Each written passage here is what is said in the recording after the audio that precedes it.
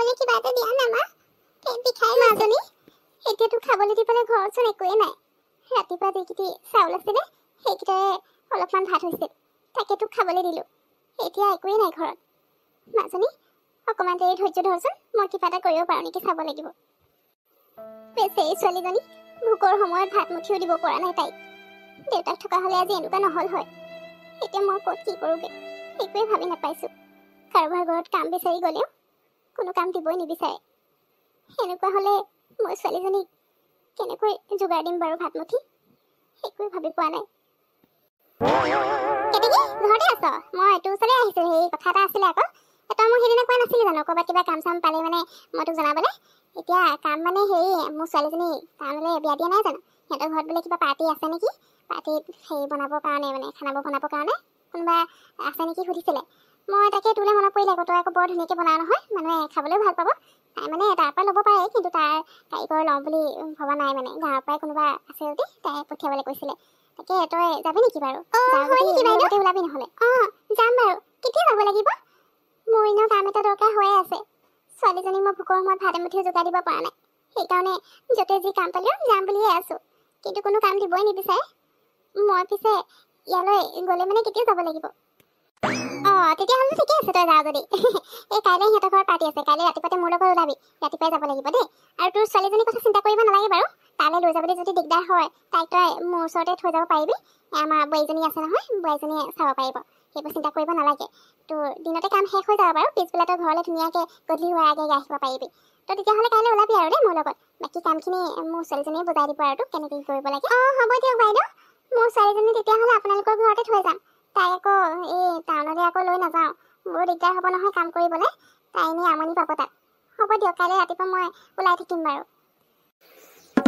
মাজনী, তই যে কোনোবা ভাল বনাব জনা মানুহৰ কথা কৈছিলি যে, এইজনী কেতেকী, আমাৰ গাঁৱৰে হয়। তাই বৰ ধুনীয়াকৈ বনাবলৈ জানে আকৌ। সেইকাৰণে মই তাইকে লৈ আহিলোঁ। তাতে তাই বনালে মানে অকণমান মানুহবোৰে, টাউনৰ মানুহবোৰে এনেও সদায়তো একেবোৰকে খাই থাকে। আজি এতিয়া অকণমান গাঁৱৰ সোৱাদটো পাব, খাবলৈ ভাল পাব। সেইকাৰণে মই একে লৈ আহিলোঁ। এতিয়া ক'ত কি কৰিব লাগে তই সেইবোৰ বুজাই মেলি দে আৰু। কেতেকী বাইদেউ, হেৰি আপুনি চব বনাবলৈ জানিব নহয়? বেছি একো বনাবলৈ নালাগে। ময়ো মানে অকণমান গাঁৱৰ সোৱাদ থকাকৈ বস্তুবোৰ মানুহক খুৱাব বিচাৰিছিলোঁ, সেইকাৰণে মাক গাঁৱৰ পৰাই আনিবলৈ কৈছিলোঁ। আপুনি সকলো জানে যদি ভালেই আছে। ব'লক মোৰ লগত, মই দেখুৱাই দিম আৰু কি কি বনাব লাগে সেয়াও কৈ দিম। মই চব বনাবলৈ জানো, খালি মই জুইতহে বনাব পাৰি বাৰু। গেছত বনোৱা মোৰ অভ্যাস নাই যে, সেইকাৰণে গেছত নোৱাৰোঁ। জুইত বনালে মানে জুইত বনোৱা বস্তুবোৰ টেষ্টটো অকণমান বেলেগ হয় যে, খাবলৈ মানুহবোৰে ভাল পাব। সেইকাৰণে জুইতে বনাম। হয় নেকি? ঠিক আছে, হ'ব দিয়ক। আপুনি চিন্তা কৰিব নালাগে, মই গোটেইবোৰ যোগাৰ দি দিম বাৰু। ব'লক আপুনি পাকঘৰলৈ ব'লক। এতিয়া জুই জ্বলালে বাৰু হেৰি বেলেগ এটা ৰুম ল'ব লাগিব ন? হ'ব দিয়ক, মই কৰি দিম বাৰু সেইবোৰ যোগাৰ। আপুনি মুঠতে বনাই মেলি আলহী অহাৰ আগে ৰেডি কৰিলে হৈ যাব। কিন্তু বেছি তোমাৰ হাজবেণ্ড আহিলে নেকি? তোমাৰ হাজবেণ্ডকো লগত লৈ আহিব লাগিছিল আকৌ। মইনো চবকে আহিব কৈছিলোঁ, তুমি অকলে আহিলা যে। হাজবেণ্ডৰ আজি মানে অফিচত কিবা ইম্পৰ্টেণ্ট মিটিং আছে বুলি কৈছিলে, সেইটো কাৰণে আহিব নোৱাৰিলে। কিন্তু যদি মিটিং শেষ হৈ যায় তেতিয়া আহিম বুলি কৈছে দেৰিকৈ, এইটো নাজানো আৰু। বাইদেউ, মোৰ যে এইখিনি খাবলৈ ইমান ভাল লাগিছে, কি হয় বাৰু? কোনে বনাইছে? বোলে না, ক'ত কোনে বনাই আছে মোক দেখুৱাবা। আমাৰ ঘৰত যেতিয়া মোৰ বাৰ্থডে পাৰ্টিৰ দিনা মই তেওঁকে মাতিব পাৰি আমাৰ ঘৰলৈ। হয় নেকি? বেছি ৰান্ধনীগৰাকীৰ কথা কৈছা? ৰান্ধনীগৰাকী মাহঁতৰ গাঁৱৰ পৰা আনিছে। তেওঁ বহুত ধুনীয়া বনাবলৈ জানে বুলি কৈছে। ময়ো মানে সদায়নো ইয়াৰ মানুহে বনাই থকা খাই থাকে মানুহে, সেইকাৰণে গাঁৱৰ সোৱাদটোও যাতে অকণমান পায় সেইবুলি গাঁৱৰ পৰাই মাক মই কাৰোবাক বিচাৰি আনিব কৈছিলোঁ। মায়ে মানুহগৰাকী লৈ আহিছে। খুব ভাল ৰান্ধনী দেই, সঁচাকৈ। মই টেষ্ট কৰিলোঁ নহয় তেওঁ বনোৱা খাদ্য। ব'লা, তাতে বনাই আছে। ঠিক আছে, ব'লা। বেছি এইগৰাকী আমাৰ ৰান্ধনী আজি পাৰ্টিৰ কাৰণে। মায়ে গাঁৱৰ পৰা লৈ আহিছে আকৌ। সঁচাই দেই, বহুত ধুনীয়া বনাইছে। অ' মাই গড, কেতেকী, তই ইয়াত ৰান্ধনী কৰি আছ? তাকে মই ভাবিছোঁ ইমান ধুনীয়া বনাইছে, কোনো ৰান্ধনী আছে চাওঁগেচোন। তই বুলি মই ভবাই নাছিলোঁ। তইনো কেতিয়াৰ পৰা এই ৰান্ধনী কামত লাগিলি কচোন? বেছি তই ভালনে তোৰ? আজি পাৰ্টিলৈ তই আহিছ তাৰমানে? মইনো কি কবি আৰু, ৰান্ধনী কামটো মানে কেতিয়াবা আৰম্ভ কৰিলোঁ বুলি নহয় আৰু, এনেই ঘৰতহে বনোৱা হয়। এতিয়া এই ওচৰ হেৰিগৰাকীয়ে ক'লে আকৌ, ইয়াত বোলে পাৰ্টি এটা আছে, মই ইয়াত হেৰি ৰান্ধনী কাম কৰিব লাগে। এনেও মোৰ কাম চাম এটা দৰকাৰ হৈছিলেই আকৌ, টকা পইচাও নাইকিয়া হ'ল মানুহজন ঢুকোৱাৰ পৰা। তাৰপিছত আৰু উপায় নাই, এতিয়া মই এইবোৰকে কৰি খাব লগা হৈছে। হয় নেকি? সেইকাৰণে আহিলোঁ। তোক যে এনেকৈ এইটো অৱস্থা দেখি মোৰ কিন্তু বেয়া লাগিছে দেই। তই আৰু ইমানবোৰ পঢ়ি শুনি এতিয়া ৰান্ধনি কামহে কৰিব লগা হ'লনে? মোক দেখিছ, মোৰ হাজবেণ্ডে বহুত ডাঙৰ কোম্পানী এটাৰ মালিক হয় আৰু মইতো একো কৰিবই নালাগে, আৰামত খাইছোঁ আৰু ক'ৰবাত যাবলগীয়া হ'লে গৈছোঁ। মই একো নকৰিলেও হৈ যায়, কিন্তু তথাপিও নিজৰ কিবা এটা থাকিলে ভালো লাগে ন সদায় ওলাই যাবৰ কাৰণে। সেইটো কাৰণে মই এনেই জব এটা কৰি আছোঁ, কিন্তু সেই জবটো এনেই এলাক্সা জব নহয় আকৌ, ডাঙৰ কোম্পানী এটাত মেনেজাৰ পষ্টত আছোঁ আৰু মাহেকৰ চেলাৰীটো 1 লাখ টকা। গতিকে মোৰতো বাৰু ঠিকেই, কিন্তু তোৰ এইটো অৱস্থা মই দেখি পাম বুলি ভবাই নাছিলোঁ। ৰান্ধনি কামহে কৰ তাৰমানে। হ'ব দে, কেতিয়াবা আমাৰ ঘৰতো দৰকাৰ হ'লে, ৰান্ধনি দৰকাৰ হ'লে মানে তোকে মাতিব পাৰিম আৰু ন। অ' বৃষ্টি, কেতেকী, তহঁত দুজনীয়ে মানে চিনি পাওঁ ইজনী সিজনী। অ' মইতো ভবাই নাছিলোঁ। কেতেকী, সঁচাকে তুমি বহুত ধুনীয়া বনাইছা আকৌ। তোমাৰ খানা খাই সকলোৱে ভাল পাইছে। অ' ভালকেতো কৰিবই লাগিব, এইটো যিহেতু তাইৰ কামেই হয়। ভালকৈ যদি খানা নবনাই আকৌ কাম পাব জানো? গতিকে কামটোতো ভালকেই কৰিব লাগিব। কেতেকী, হ'ব দিয়া, তুমি বনাই থাকা। আমাৰ ঘৰত দৰকাৰ হ'লে তোমাক মাতিম দিয়া দেই। হ'ব দিয়া কেতেকী, মোক দৰকাৰ হ'লে মাতিবা।